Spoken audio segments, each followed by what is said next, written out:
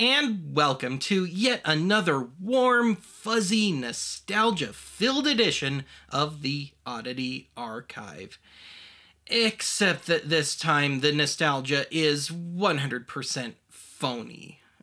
Get it?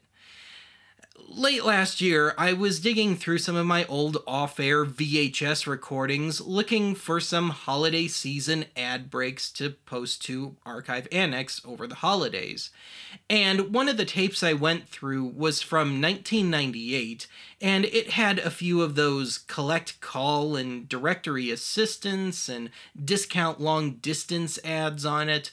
And it got me thinking about all those old odd phone gimmicks that seemed to be so prevalent back in the 90s. So today I've got half an episode of pre-mainstream cell phone, and usually landline phone, gimmicks, and half an episode worth of effectively general hotlines that were rendered moot by the rise of the internet. And, of course, I'm delivering this all in a decidedly non-technical fashion, 'cause, nostalgia.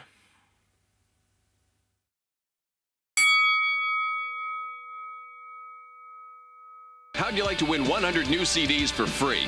1-800-COLLECT is giving away a set of 100 new CDs for each day. Pick any CDs you want. Just dial 1-800-COLLECT for a chance to win. I remember a few times growing up when my older brother would call home, collect, as in my parents had to pay the charges. I have no idea if these calls were made via 1-800-COLLECT or 1-800-CALL-ATT, but given the ubiquity of the TV commercials at the time, I wouldn't be surprised. Now, speaking of the two aforementioned numbers, the idea was to replace the tried and true method of simply dialing 0 and placing your call via a usually flesh and blood operator, and to reduce the cost of the call by somewhere between 25 and 50%. Not that it makes the calls cheap, per se. Even in, say, 1997, you were still looking at up to nearly $6 for a 10-minute call. Maybe not the most outrageous phone bill, but compared to today's cell phones and their, if you will, free long-distance calls and usually flat-rate international packages, it is quite a bit. Strangely enough, if you were to use 1-800-COLLECT today, yes, it still exists, as does 1-800-CALL-ATT, you're looking at around 8 to 10 times the old rate.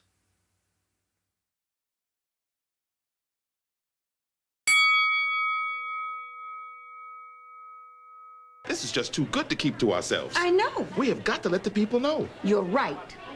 No, Everybody, I have an announcement. 10-10-3-2-1 is now better than ever. Admittedly, to this day, I have it somewhat drilled into my head to get a little nervous when making a domestic long-distance call on the old cell phone. I think this is from when I was a kid, my parents periodically freaking out about the phone bill, usually just after the holidays. And no, I had nothing to do with those exorbitant bills. Anyway, once upon a time, it was the norm to worry about what time of day and what day of the week you would make your, again, domestic long-distance calls. Granted, by the early 90s, general long-distance calls were down to 10 to 20 cents per minute. But nonetheless, starting around 1997, the likes of MCI and AT&T started offering the use of carrier access codes, or CACs, to regular customers. You know, the 1010 prefix that was so prevalent in the late 90s. By using one of these, you were making a long-distance call via a certain carrier, like AT&T, but doing so on a call-by-call basis, eliminating the regular flat monthly long-distance carrier fees. Of course, the goal of using a 1010 number was to drive the price of a domestic long-distance call down to as low as, in the late 90s, 3 cents per minute, plus fees. These numbers still exist today, however, they're a tad, but not radically, more expensive now. To the point where, if you're still using a landline, in most cases, it's not particularly cost-effective anymore.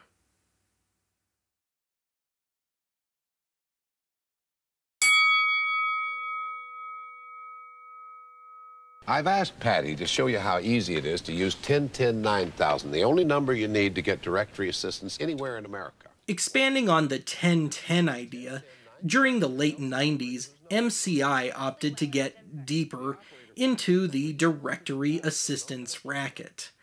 Once again, thanks to the CAC dial-around method, users could get cheaper access to long-distance directory assistance without having to tie themselves to a specific carrier. Of course, prior to this, to look up a phone number via, well, phone, you could dial 411 or 113 if you want to go way back, or don't forget good old 555-1212. And speaking of 555-1212, by 2000, directory assistance via this particular number had risen from 75 cents in 1994 to $1.99 per number. Back in 1998, in response to the rapidly rising costs of this service, MCI came up with 1010-9000. For a flat 99 cents, again, whether or not you were an MCI customer, you could get nationwide directory assistance.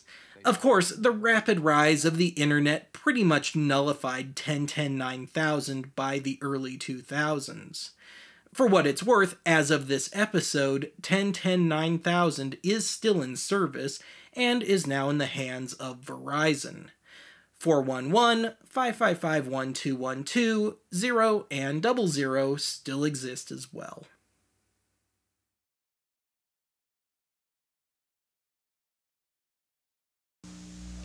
A little confusion can be fun, but not when you're looking at long-distance phone companies. Because all companies aren't the same, you have to watch out for the unexpected.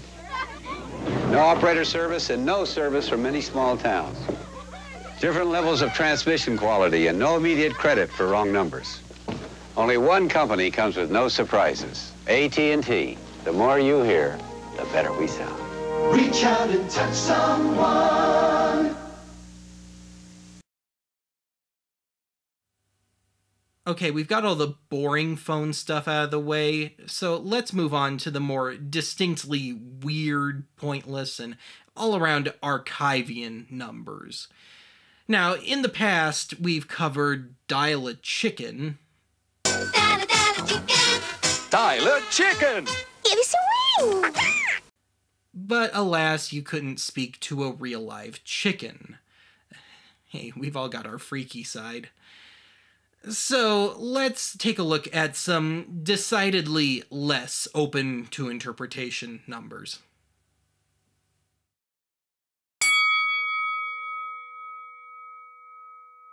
No matter who you're going with, there's a USA Cinema near you. Discover what's playing.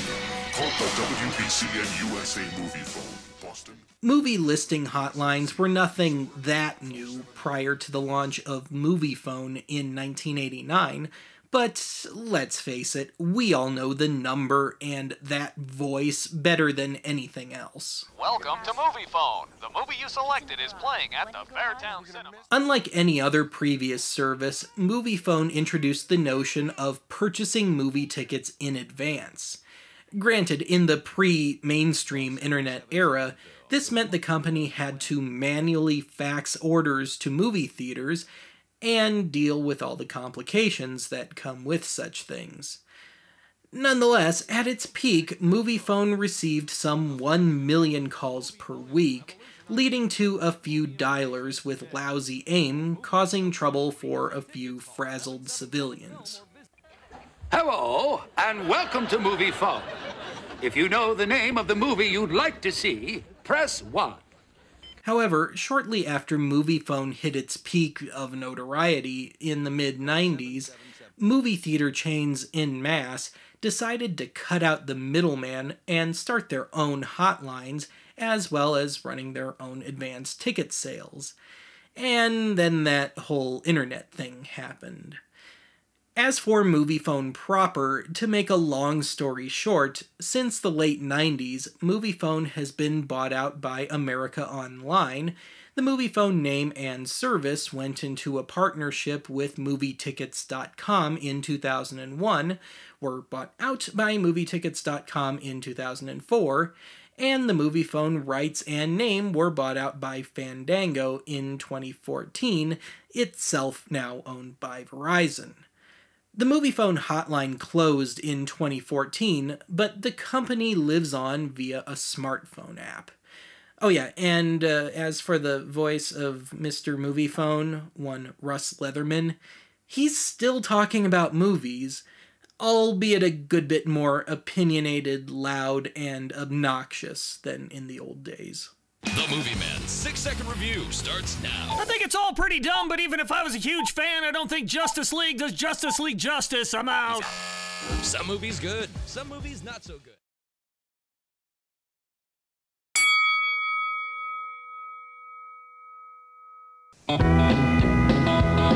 Introducing 1-800-MUSIC Now. Sample and buy your favorite music right over the phone. As a budding music geek circa 1996, I remember seeing ads on MTV and VH1 for something called 1-800-MUSIC Now, or I guess technically Music No, a number that I would call far more than any sane person ever should.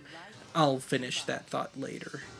Starting in the fall of 1995, this number, in retrospect, was the last gasp of phone and other mail-order shopping methods before, I'm getting so sick and tired of saying this, the internet took over.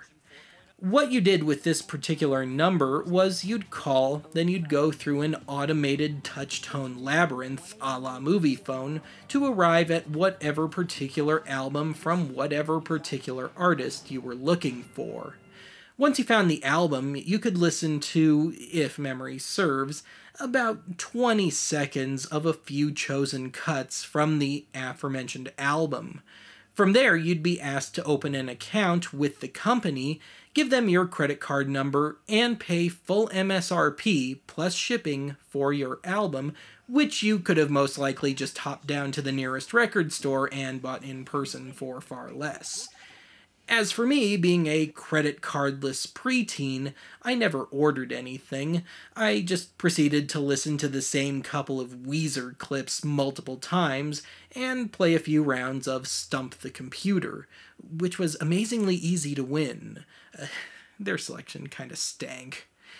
As for the company, despite launching a regular website in early 1996, they simply couldn't compete with the then tried and true. Music Now closed in 1997, with its top title reportedly only selling 400 units. Strangely enough, online music purchasing didn't really take off until Amazon.com started selling CDs in 1998.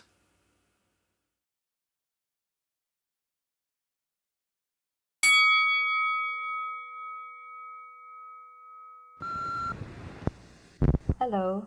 Thank you for calling Dial a Story, presented by the Office of Children's Services, San Francisco Public Library. Valentine's Day is coming soon, so our adapted story about two good friends is called 1-Zillion Valentines. To close out today's episode, let's bring the hotline concept into the 21st century. In the past millennium, you had things like dial a prayer and dial a joke, and you'd think such things would have gone the way of the dodo bird, but of course, in this postmodern society of ours, some of these hotlines have made a nice, ironic, hipster-style comeback.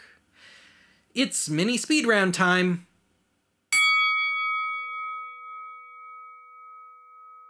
Okay, this one started as a legit solution to a legit problem. In the phone world, there's a series of borderline nonsensical, phonetically balanced sentences used to determine the quality of a phone connection. These are known as the Harvard sentences, because someone at Harvard University came up with them. In the years since, these sentences have been used to tweak things like speech-to-text translation, which always works so well. But of course, the primary use remains for phones. Speaking of which, mobile phone provider T-Mobile maintains a phone number, specifically 858-651-5050, which is designed to help people determine the audio quality of their phone calls. Unfortunately, as of this episode, it seems to rest precariously on the edge of becoming another ASMR trend.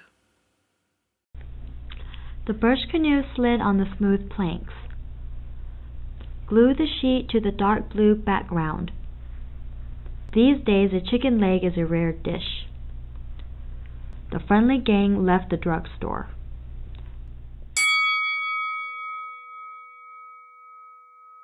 In 1983, the band They Might Be Giants started a dial-a-song hotline for fans, or merely the curious, to have quick access to a selection of the group's demos and one-offs.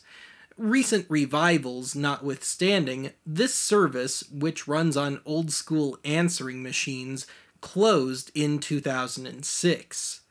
Fast forward to late 2011, and an employee of Twilio, a cloud-based communications platform, as a seeming proof of concept of the company's services, debuted a dial-a-song service that specializes in songs by Hall & Oates.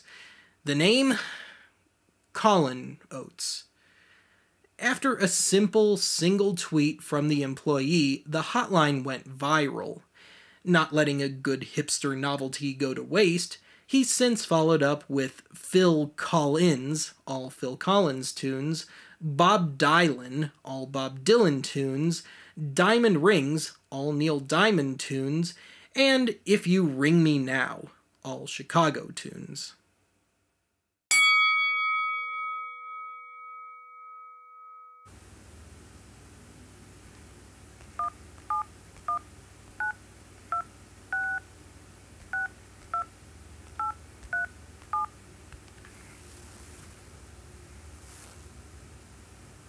Welcome to Colin Oates, your emergency Hall & Oates helpline.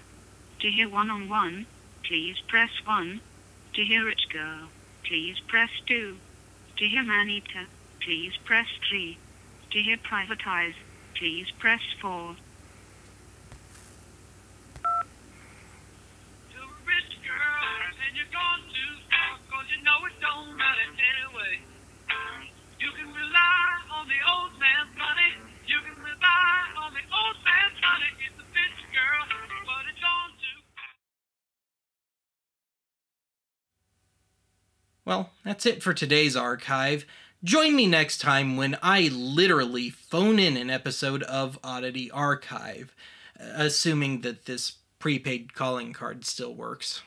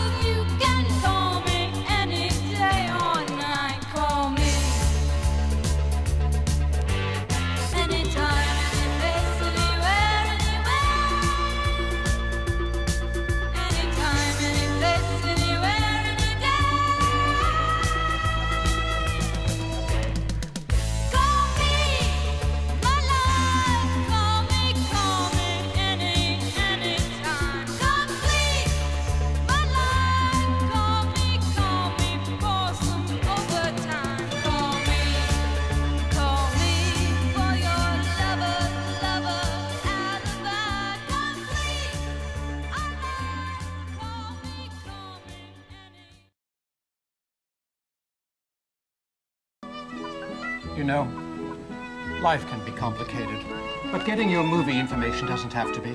That's why I use MoviePhone.